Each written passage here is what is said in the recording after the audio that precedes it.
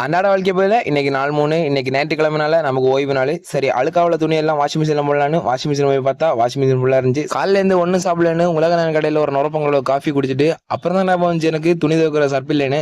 சரி பக்கத்தில் ஒரு மெடிக்கல் இருந்தேன்னு அங்கே மெடிக்கல்ல 2 சர்ஃப் வாங்கிட்டு அந்த தாத்தாவுக்கு ஒரு பாய் சொல்லிட்டு வந்தேன். வாஷிங் மிஷின் காலியான உடனே 3 மாசமா துவைக்காம இருந்த பெட்ஷீட் எடுத்து வாஷிங் மிஷின்ல போட்டுட்டேன். இன்னைக்கு மதிய உணவு பிரியாணியா இருந்தனால உடம்பு ஒரே ஹீட்டு. அப்படியே உடம்பு கூலாக்கலான்னு சொல்லிட்டு ஒரு பன்னீர் சோடா அப்படியே ஒரு பாதாம் பிசின் கலந்த குளிர்பானம் அப்படியே நம்ம கண்ணுக்கு ஒரு பருப்பு போலி தெரிஞ்சாலே அதே அமுக்கிட்டேன். சரி மறு வேலையை பார்க்கலான்னு சொல்லிட்டு மொட்டை மலை காயப்படுற மொத்த துணியை பக்கெட்ல போட்டுட்டு அப்படியே ஹாஸ்பிட்டல் போய் ஹைட் வெயிட் செக் பண்ணலான்னு போனேன். ரொம்ப டைம் ஆயிடுச்சு. அப்படியே மாலை வேலையில உலகநாயகன் கடையில் ஒரு நுரம்புங்கிற காஃபி குடிச்சிட்டு மைதானத்தை பார்த்து நடக்க தொடங்கிட்டேன்.